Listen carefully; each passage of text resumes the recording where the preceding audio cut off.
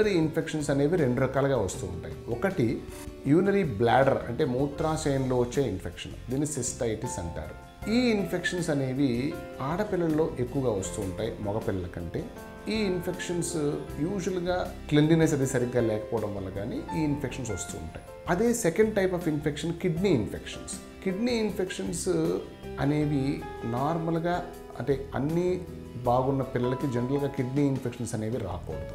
ఎందుకంటే kidney infection రావాలంటే ఆ బ్యాక్టీరియా ఏదైతే ఆ ఇన్ఫెక్షన్ కాజ్ చేసే బ్యాక్టీరియా ఉందో అది కింద మూత్రనాళం నుంచి మూత్రాశయం నుంచి పైకి పాకుతూ కిడ్నీ దాకా వెళ్ళాలి, లేదా రక్తం ద్వారా అంటే బ్లడ్లో ఇన్ఫెక్షన్ వచ్చి ఆ ఇన్ఫెక్షన్ వెళ్ళి కిడ్నీలో సెటిల్ అయ్యి కిడ్నీ ఇన్ఫెక్షన్ కాజ్ చేయాలి. ఈ రెండు మార్గాలే ఉన్నాయి కిడ్నీ ఇన్ఫెక్షన్ రావడానికి. జనరల్గా 6 months కంటే తక్కువ పిల్లల్లో అంటే ఫస్ట్ 6 monthsలో వాళ్ళకి రెసిస్టెన్స్ తక్కువ ఉంటుంది కాబట్టి బ్లడ్లో ఏదన్నా ఇన్ఫెక్షన్ వస్తే అది కిడ్నీకి స్ప్రెడ్ అయ్యే అవకాశం ఉంది. సో బ్లాడర్ ఇన్ఫెక్షన్స్ అనేవి చాలామంది పిల్లలకి ఎస్పెషలీ ఆడపిల్లలకు వస్తూ ఉంటాయి. అది కూడా కొంత ఒక వయసు వచ్చింది 2 ఏళ్ళు 3 ఏళ్ళు వయసు దాటిన ఆడపిల్లలకి ఎక్కువ వస్తూ ఉంటాయి. వాటికి యూజువల్గా యూరిన్ అండ్ మోషన్ కరెక్ట్గా హ్యాబిట్స్ లేకపోవడము, కొంతవరకు క్లెన్లీనెస్ తక్కువ ఉండడము కారణాలైతే కిడ్నీ ఇన్ఫెక్షన్ రావాలి అంటే మటుకు డెఫినెట్గా కిడ్నీస్లో కానీ బ్లాడర్లో కానీ పుట్టుకతోటి ఏదన్నా ప్రాబ్లం ఉంటేనే ఈ ఇన్ఫెక్షన్స్ వచ్చే అవకాశం ఉంటుంది.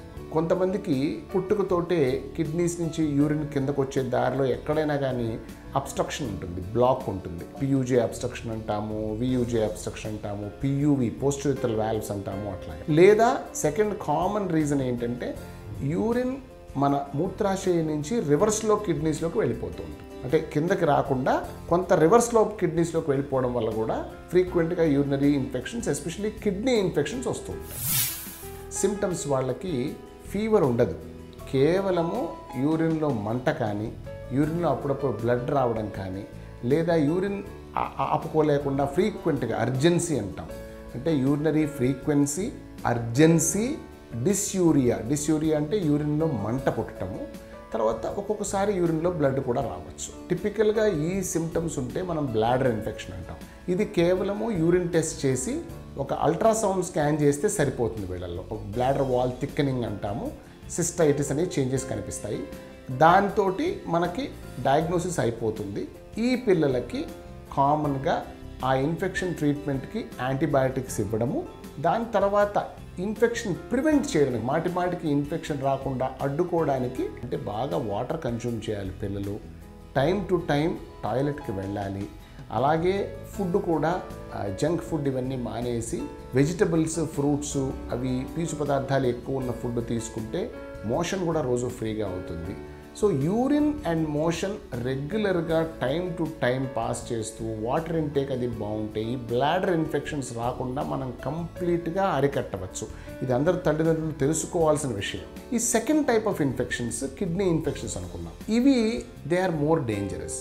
ఎందుకు అంటే కిడ్నీ ఒకసారి కనుక ఇన్ఫెక్షన్ రావడం మొదలుపెట్టిందంటే ఆ ఇన్ఫెక్షన్ కిడ్నీని డ్యామేజ్ చేసే అవకాశం కూడా ఉంటుంది. సో అందుకని చిన్నపిల్లలో ఎవరికైతే ఫీవర్ వస్తుందో ఆ ఫీవర్ వచ్చిన పిల్లలకి జనరల్గా పీడియాట్రిషియన్స్ ఒక యూరిన్ టెస్ట్ కూడా చేయిస్తారు, ఎందుకైనా మంచిదని, ఎందుకంటే అది కిడ్నీ ఇన్ఫెక్షన్ అయి ఉండొచ్చు అని. ఒకసారి మనకు రిఫ్లక్స్ అనేది కనుక డయాగ్నోజ్ అయితే అంటే యూరిన్ రివర్స్లో వెళ్తున్నట్టు మనకు తెలిస్తే దానికి 5 గ్రేడ్స్ ఉంటాయి. గ్రేడ్ 1, 2, 3, 4, 5. సో జనరల్గా గ్రేడ్ 1, గ్రేడ్ 2 రిఫ్లక్స్కి మెడిసిన్స్ తోటే ట్రీట్మెంట్ చేస్తాం. గ్రేడ్ 3 దాటిందంటే రిఫ్లక్స్ ఒక్కొక్కసారి దానికి ఆపరేషన్ ద్వారా రిఫ్లక్స్ ఆపాల్సిన అవసరం కూడా ఉండొచ్చు. సో ఫస్ట్ డాక్టర్కి చూపించుకుని పీడియాట్రిక్ సర్జన్కి కానీ పీడియాట్రిక్ నెఫ్రాలజిస్ట్ కానీ చూపించుకుంటే వాళ్ళ రిఫ్లక్స్ గ్రేడ్ని బట్టి దానికి ఎలా ట్రీట్మెంట్ ఇవ్వాలి, ఫస్ట్ మెడిసిన్స్ తోటి మేనేజ్ చేయాలా లేదా ఆపరేషన్ అవసరం పడుతుందా, ఆల్రెడీ కిడ్నీస్ ఏమన్నా డ్యామేజ్ అయ్యాయా అని డిఎంఎస్ఏ అని ఒక టెస్ట్ కూడా చేయాల్సి ఉంటుంది.